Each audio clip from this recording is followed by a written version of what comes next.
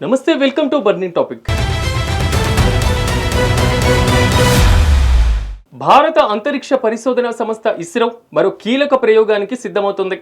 ఈసారి ఇస్రో నాసాతో కలిసి ఈ ప్రయోగం చేపడుతుంది. దీనికి జిఎస్ఎల్వి రాకెట్ను ఉపయోగిస్తున్నారు. అంటే ఈ ప్రయోగం ఎంత పెద్దదో అర్థం చేసుకోవచ్చు. అసలు ఈ ప్రయోగం ఏంటి? ఇస్రో నాసా సహకారం ఎందుకు తీసుకోవాల్సి వచ్చింది? జిఎస్ఎల్వి ద్వారా నింగిలోకి పంపేటువంటి ఉపగ్రహం వల్ల మనకు కలిగేటువంటి లాభం ఏంటి?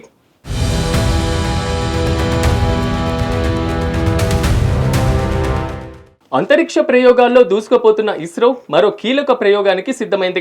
నాసా సహకారంతో NASA ISRO synthetic aperture radar short cut లో నిసార్ అనే ఉపగ్రహాన్ని ప్రయోగిస్తుంది. ఈ నెల 30 సాయంత్రం 5:40 ఆంధ్రప్రదేశ్ లోని శ్రీహరికోటలో ఉన్న సతీష్ ధావన్ స్పేస్ సెంటర్ నుంచి ఇస్రో జిఎస్ఎల్వి F-16 రాకెట్ ద్వారా ఈ ఉపగ్రహాన్ని ప్రయోగించనున్నారు. ఈ ఉపగ్రహం బరువు 2392 కిలోలు. దీనిని 743 కిలోమీటర్ల ఎత్తులో కక్షలో ప్రవేశపెట్టనున్నారు. నిసార్ మిషన్ 3 సంవత్సరాల పాటు పనిచేయడానికి రూపొందించబడింది. అయితే దీని ఇంధన సామర్థ్యం 5 సంవత్సరాల వరకు ఉంటుంది.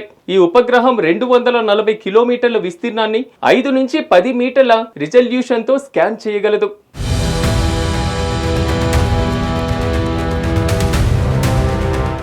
నిసార్ కోసం జిఎస్ఎల్వి రాకెట్ నే ఎందుకు వాడుతున్నారు?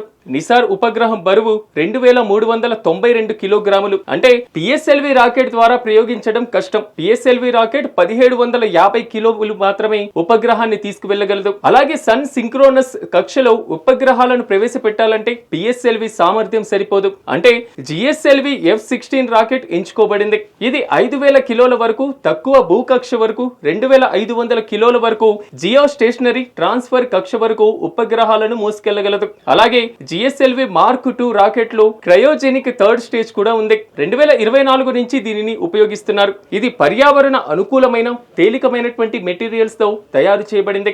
జిఎస్ఎల్వి గతంలో కొన్ని వైఫల్యాలను ఎదుర్కొన్నప్పటికీ ఇటీవలే విజయాలు దీని విశ్వసనీయతను మరింత పెంచాయి. నిసార్ వంటి భారీ అత్యంత ముఖ్యమైనటువంటి ఉపగ్రహాలకు జిఎస్ఎల్వి రాకెట్ ఎంతో నమ్మకమైంది.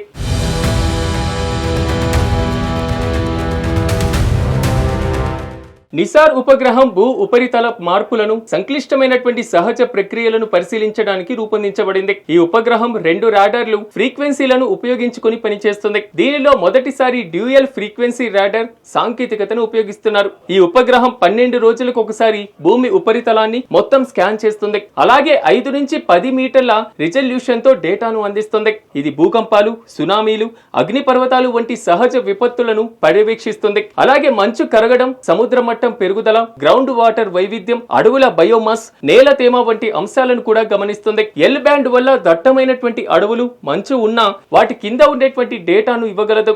ఎస్ బ్యాండ్ ఉపరితల వివరాలను స్పష్టంగా చూపిస్తుంది. ఈ డేటా వాతావరణ మార్పులు, విపత్తు నిర్వహణ, వ్యవసాయం, మౌలిక సదుపాయాల పర్యవేక్షణలో సహాయపడుతుంది.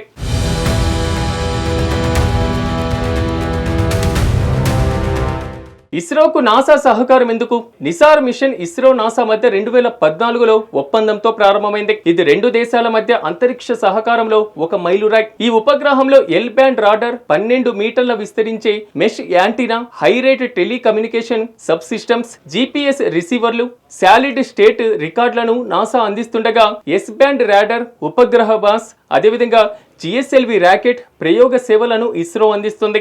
ఈ సహకారం 2 సంస్థల సాంకేతిక నైపుణ్యాన్ని సమన్వయం చేస్తుంది, ఖర్చును కూడా తగ్గిస్తుంది. నిసార్ డేటా ప్రపంచవ్యాప్తంగా శాస్త్రవేత్తలకు, విపత్తు నిర్వహణ సంస్థలకు ఉచితంగా అందుబాటులో ఉంటుంది. ఇది భారత్ కు అంతర్జాతీయ గుర్తింపును, సాంకేతిక పురోగతిని తెస్తుంది.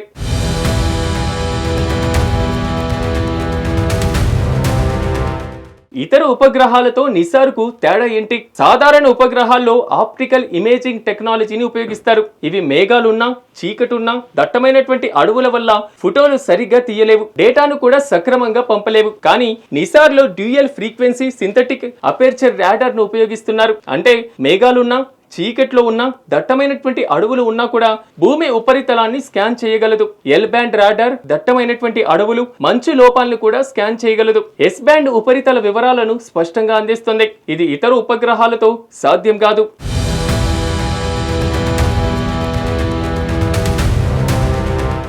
నిసార్ తర్వాత మరికొన్ని ప్రయోగాలకు ఇస్రో సిద్ధమవుతుంది. 2028లో చంద్రయాన్ 4 మిషన్ను ఇస్రో చేపట్టనుంది. చంద్రునిని దక్షిణ ధ్రువం నుంచి నమూనాలను సేకరించి భూమికి తీసుకురావడం ఈ మిషన్ లక్ష్యం. 2026లో గగన్యాన్ మిషన్ చేపట్టడానికి సిద్ధమవుతుంది. ఇది భారత తొలి మానవ అంతరిక్ష యాత్ర. ఇప్పటికే భారత్ సుభాష్ శుక్లాను అంతరిక్షంలోకి పంపడం ద్వారా కీలక విషయాలపై అతడికి అవగాహన వచ్చింది.